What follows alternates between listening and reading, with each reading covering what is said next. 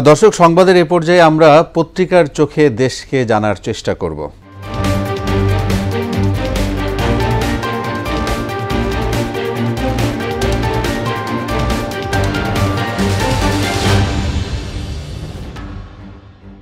দেশের শীর্ষ পত্রিকার প্রধান প্রধান শিরোনামের খবরে আলোচনায় আমাদের সাথে অতিথি হিসেবে আছেন মোহনা টেলিভিশনের যুগ্ম বার্তা সম্পাদক নয়ন মুরাদ। নয়ন মুরাদ, আপনাকে স্বাগত জানাচ্ছি স্টুডিওতে। আপনাকে ধন্যবাদ। আমরা শিরোনামগুলো আগে জানবো, তারপরে সেই শিরোনাম ধরে একটু আলোচনায় যাব। আমি প্রথমে শিরোনামগুলো পড়ছি। শুরুতেই আমার হাতে রয়েছে প্রথম আলো। প্রথম আলো আজকে শিরোনাম করেছে, ভয় দেখিয়ে সংখ্যালঘুদের জমি কিনে নেন বেনজির, ডোনাল্ড ট্রাম্প দোষী সাব্যস্ত, প্রেসিডেন্ট নির্বাচনে ট্রাম্পের জয় কঠিন করে তুলতে পারে।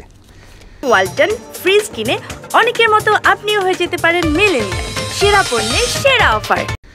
রয়েছে দৈনিক ইত্তেফাক শিরোনাম করেছে, ডোনাল্ড ট্রাম্প দোষী সাব্যস্ত, পর্নো তারকাকে ঘুষ দেওয়ার পর ব্যবসায়িক নথি জাল, ঈদের আগেই বাড়ছে পেঁয়াজ রসুনের দাম, ডিমের দাম আরও বেড়েছে। সমকাল পত্রিকা রয়েছে আমার হাতে, শিরোনাম করেছে, হাজারো কর্মীর সর্বনাশ, মালয়েশিয়ার শ্রমবাজার বন্ধ। বিষয়টি খুবই দুঃখজনক ব্যাপার। আইএমএফের ছকে বাজেটের অঙ্ক করছে সরকার, নজিরবিহীন রায়ে ডোনাল্ড ট্রাম্প দোষী সাব্যস্ত।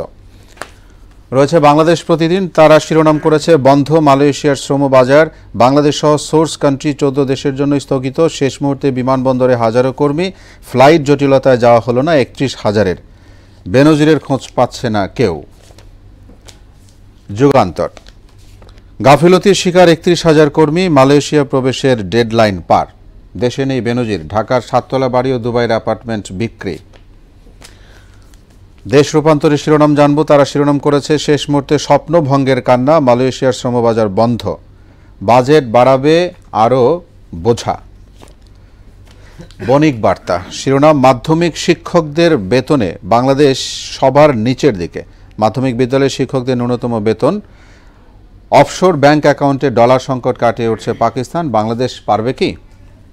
The Daily Star, a councillor and his illicit tobacco trade, whose money trail, Trump guilty on all 34 counts. এই ছিল আজকের দৈনিক পত্রিকার প্রধান প্রধান শিরোনামগুলো।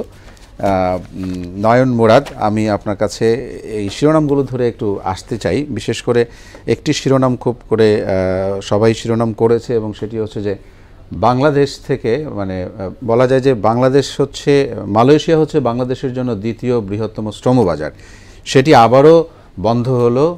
এবং সেটি গতকালকের যে ঘটনা, আপনি খুব ভালো করে অবগত আছেন যে 31,000 কর্মী তারা ডেডলাইন পার হওয়ার যার কারণে বিমানবন্দরে এসে তারা যেতে পারেনি।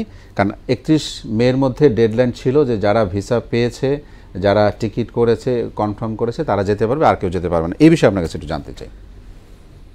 অলি, আপনাকে ধন্যবাদ।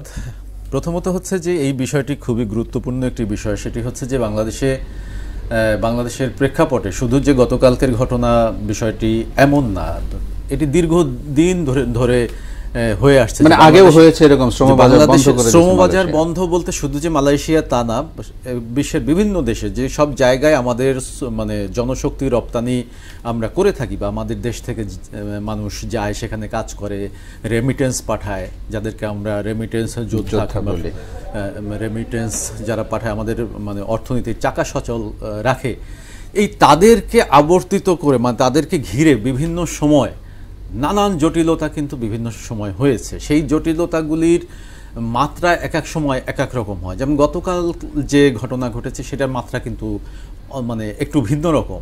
মানে হচ্ছে এখানে 31,000 মানুষ যারা প্রতীক্ষায় ছিলেন, অপেক্ষায় ছিলেন যে তারা মালয়েশিয়া যাবে, এবং লক্ষ লক্ষ টাকা খরচ করে তারা বসে আছে।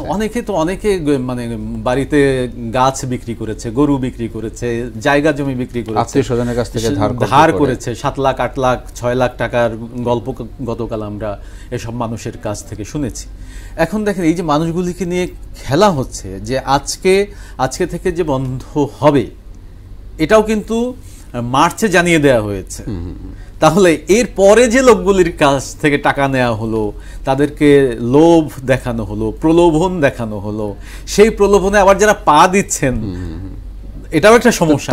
তারাও কিন্তু বিবেচনায় আনতে পারতো যে এটা কত মানে দায়ভার কিছুটা তাদের উপরে চলে যায়। কারণ বাংলাদেশের এজেন্সিগুলি, যারা রিক্রুটিং এজেন্সি, যারা নিয়োগদাতা প্রতিষ্ঠান, বাংলাদেশের এদের একটা উল্লেখযোগ্য অংশ, প্রায় মানে আমরা যদি পার্সেন্টেজ হিসাব করি সেটা 95% বা আরও বেশি হবে যারা প্রতারণা করে বেড়ায়, একদম সুস্পষ্টভাবে প্রতারক। এবং এটা হাজার হাজার মানুষ, লাখ লাখ মানুষকে তারা প্রতারণার শিকার হতে হয়েছে এদের কবলে পড়ে। তো সেখান থেকে আমাদের যারা এত কষ্ট করে যান তাদেরও একটু সচেতন হওয়া দরকার। দ্বিতীয়ত হচ্ছে যে শুধু এখানে গতকালকে যেটা দেখলাম সেটা হচ্ছে যে শুধু বাংলাদেশে আমাদের এই এজেন্সিগুলি না, মালয়েশিয়ায় গতকাল রাতে 47টি তাদেরকে লাইসেন্স বাতিল করা হয়েছে, স্থগিত করা হয়েছে। তার মানে হচ্ছে ওদেরও অভিযোগ হচ্ছে যে তারাও এই প্রবাসীদের সাথে, মানে প্রবাসীদের যে জনশক্তি সাথে সংশ্লিষ্টদের এটা নিয়ে দুর্নীতি করে, একই সঙ্গে প্রবাসীদের হয়রানি করে, এরকম একটা অভিযোগ তাদের ছিল এবং 47টি প্রতিষ্ঠানের লাইসেন্স বাতিল করেছে। সামগ্রিকভাবে এই মানুষগুলি দেখেন, গতকাল কিন্তু অনেকে অপেক্ষা করে করে বিভিন্ন এজেন্সিকে টাকা দিয়ে অপেক্ষা করে করে অবশেষে না আছে টিকিট, না আছে ভিসা, তবুও গিয়ে আসছে যদি যেতে পারে, কারণ ডেডলাইন পার যেতে তো পারবে না, বাট ওখানে এসে একটু তারা বিক্ষোভ প্রদর্শন করছে, তারা কথা বলছে, তারা মিডিয়ার সামনে আসছে, তাও তারা চেষ্টা করছে যে ঠিক আছে এটাকে কোনোভাবে প্রতিষ্ঠিত করা যায় কিনা, সরকারের কানে কিভাবে পৌঁছানো যায়।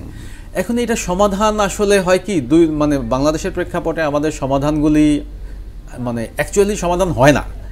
এই মানুষগুলি টাকা, মানে যারা টাকা নিয়েছে তারা টাকা মেরে খাবে, এই মানুষগুলি ঘুরতে ঘুরতে ঘুরতে ঘুরতে একশো সময় টাকা পাবে না, এক সময় মনে আল্লাহর উপরে বিচার দিয়ে বাসায় চলে যাবে। জি নয়ন মুরাদ জি, আমরা আরেকটা শিরোনাম নিয়ে যেতে চাই যে সিলেটের বন্যা পরিস্থিতি একটি খবর আছে যে আপনি জানেন যে প্রায় 100টি গ্রাম প্লাবিত হয়েছে। তো এই বিষয়েও আসলেই প্রয়োজনীয় পদক্ষেপ নেবে সেটি আমরা প্রত্যাশা করি আর কি।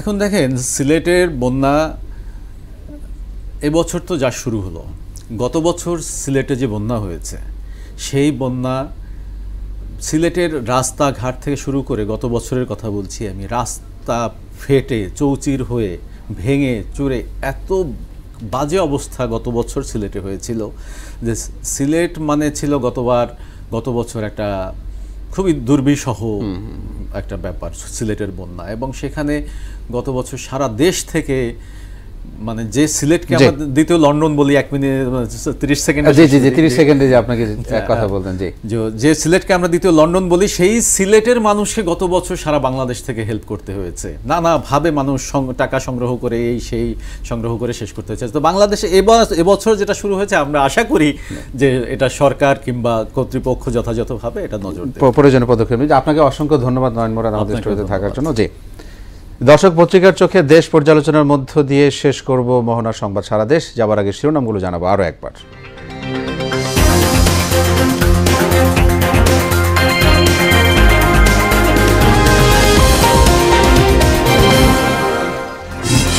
সিলেটে নদ নদীর পানি বিপদ সীমার উপরে, শতাধিক গ্রাম প্লাবিত, 5 লাখেরও বেশি মানুষ পানিবন্দী, খোলা হয়েছে আশ্রয় কেন্দ্র। শ্রমবাজার বন্ধের আশঙ্কায় মালয়েশিয়া যেতে বিমানবন্দরে ভিড়, টিকিট ও ফ্লাইট জটিলতায় হাজারো মানুষ, 47 নিয়োগদাতা প্রতিষ্ঠানের লাইসেন্স স্থগিত। এবং অবশেষে চালু হচ্ছে খুলনা মোংলা যাত্রীবাহী ট্রেন, নতুন দিগন্তের সূচনা বলছেন এলাকাবাসী, বাণিজ্যে ইতিবাচক প্রভাবের আশা। এই ছিল সংবাদ সারা দেশে। পরবর্তী সংবাদ দুপুর 1টায়। এছাড়া মোহনার সবশেষ খবর জানতে ভিজিট করুন www.mohana.tv। সংবাদ দেখতে পারেন ফেসবুক ও ইউটিউবেও। এতক্ষণ সঙ্গে থাকায় ধন্যবাদ সবাইকে।